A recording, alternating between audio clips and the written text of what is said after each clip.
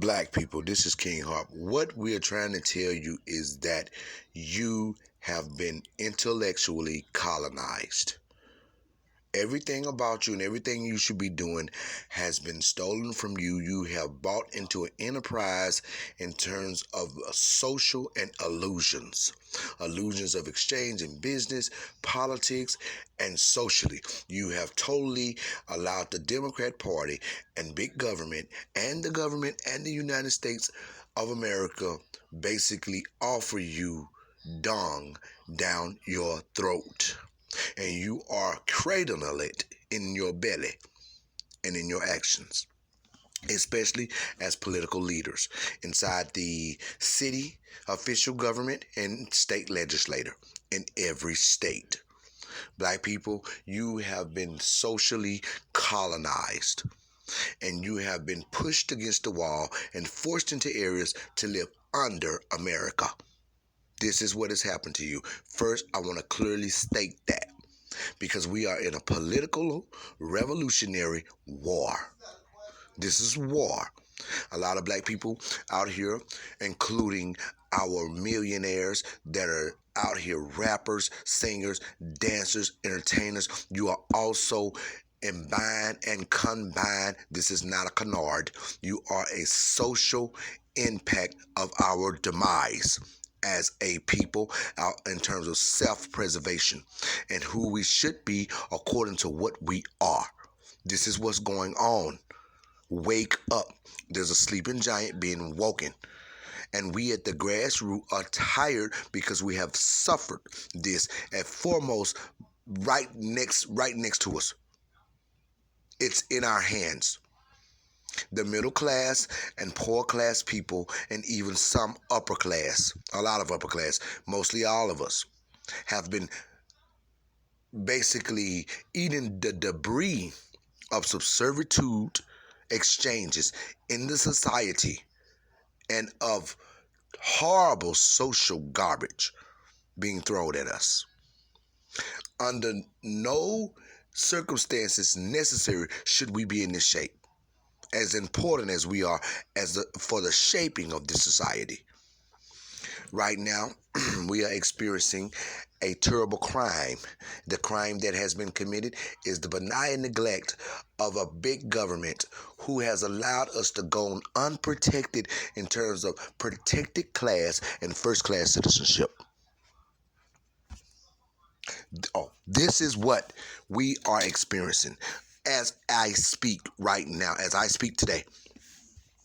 There are, I don't know how many shows going live every day trying to wake up Black America, the heirs of slaves. And we have a problem being we're dysfunction, of course, but we aim to correct, and our outcry is our inheritance, and our outcry is to be for the pursuit of happiness in the home and the self-preservation, in the home where we are, in the land of our captivity. This is what this is. And we have to understand that it's very necessary and very substantial and very prestigious. You don't, as a black person in a mass number, know what you mean to the society, let alone a global exchange. We are the reason why a lot of groups have been made to be okay even in their countries. We give allowances to people throughout black dollar and black blood. Black hard back-breaking labor who are also trapped into feudalism that cannot afford lives that keep people alive, let alone luxury. We can't even afford the lives in the United States to keep people alive because we don't know how to come together through the colonizing of our intellect and our ideology as a people. And they're trying to disarm us by changing the image of our black icons who were revolutionary, like Harriet Tubman. And they're going to go on and on until we make a stand. Now, if you notice, white supremacy is being quiet. The only people who are noisy is immigrants because they don't know how important it is to shut their mouths. But the white people do, because they know who we are. They have an idea. Those who don't know who we are have an idea who we are. The president is not even talking about it. He's more or less talking about illegal immigration. Mitch McConnell had a big mouth, and he was stupid enough to say what he wouldn't do in terms of slavery, and he benefit as a slave trader. That's where his honor comes from a pillaging, barbaric, historic exchange in terms of him being the brutal person, in terms of his forefathers, grandparents owning slaves. Nuns from the Catholic Church owned slaves. The Vatican owned slaves.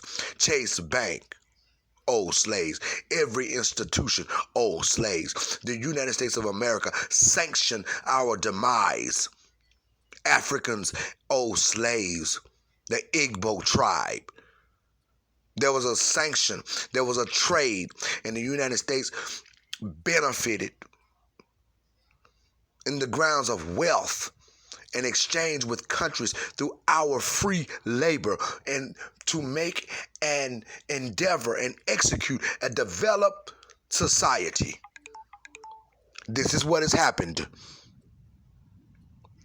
And we as a people are now subservient to that which we had to eat the failure of, that everybody's benefiting. At our table, that we spread and build the table.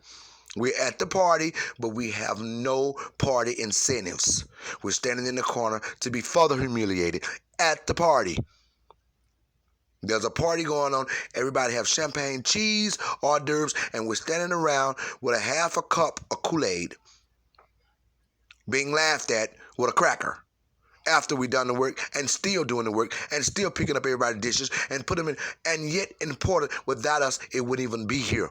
The party wouldn't be here. The milk and honey would not be here without the heirs and the history and the hard labor of slavery and the minds of slaves who have helped engineered a beautiful, successful, exchangeable society, and yet still have the brain power to complete good surgeries to our scientists. And we allow this because our intellects have been colonized, and it started years ago with Willie Lynch. Our communities were destroyed. Rosewood, Black Wall Street. We have black people who do not even know who Mary Jane McLeod Bethune was. She has a college after her name. I know her granddaughter. She's the choir director in Piney Woods and the Come Blossoms. Mary Jane McLeod Bethune. We don't even know our lineage, and that was intentionally and neatly and methodically arranged so that we cannot connect to that which empowers us, and that's ourselves. And that gives us what? Self-preservation, to understand our lineage and understand what has happened. We don't have as much as we had in the 60s and 70s due to the Immigration Act and other groups becoming constituents to the white supremacy and the powers that be, because they are not owed anything.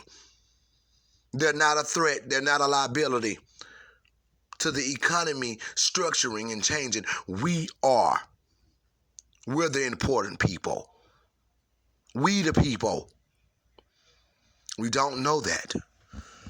And we've been dysfunctioned through exploitation of exchanging of drugs and the war on drugs, and of policy, bad policy throughout big government.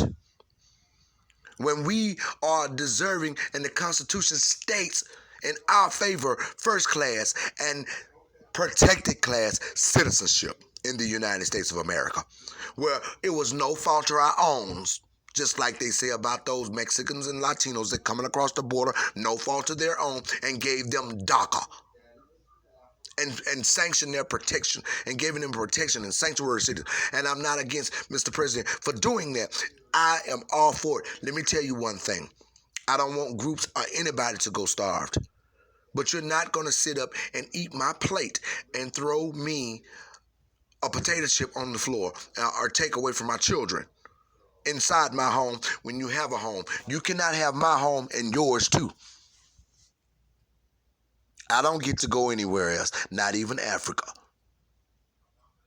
It should be sanctioned. I mean, it should be set up that way. Well, I could, according to what happened to me in my lineage, but it's not. I'm a very peculiar group of people with a very specific claim and a debt owed to me by big government and a national society, a first world nation. And I walk every day on the bones that which built this country in the ground, in graves, tons and tons. The detriment exchange of slavery. It is time. This talk is about telling black people what you think you know, you don't. Come to the media, anchor yourself in the data, pay attention to the content. Parchment in Mississippi is no mistake. That's a concentration camp. That's torture. 18 just died the night before. They're dying, our children and brothers, inside places where it's ran beneath government expectation. And they're making accusations that it's our fault. They're doing what they want to do according to being elite people, according to be or people of power. They are now acting in barbaric with a pillaging exchange through systems. It's not the same way, but you're being placed in certain areas, in certain spaces to be in a demise, to die, in detriment, to be in dire situation, to be dysfunction. The government owes us. We gone uncorrected. The law and the crime that we're under now has been committed toward us by United States government, by political exchange, and a political umbrella that don't protect us. When the umbrella of politics is there, we are the ones that's getting rained on. We're very Charlie Brown, but we're not, because we're out here, we're strong, we're revolutionaries, and we're smart people, and also educated. But the best education is self-education, and that's something they have. They're not estranged to knowledge. They're entertained by it. They have something there. We are the ones that are not entertained by knowledge in a mass number, because we're trend followers and trend setters. We design the entertainment, and we design a lot of the AKA behavior of what people now become famous on and iconic and being rich, like entertainment. Does J-Lo come to mind? Does 50 Cent, does the white boy rapper on 8 Mile come to mind from Detroit? Or Fremont come to mind? Does Elvis Presley come to mind? Woogie Woogie come to mind? The things that were stolen from him? Huh? Lil Richie come to mind? People stealing stuff? Okay, does Whitney Houston come to your mind? When everybody emulate the nice vibrating voice, the melodic sounds of the gift of the American Negro? Now, not to mention the doctors and scientists that we have, and scholars.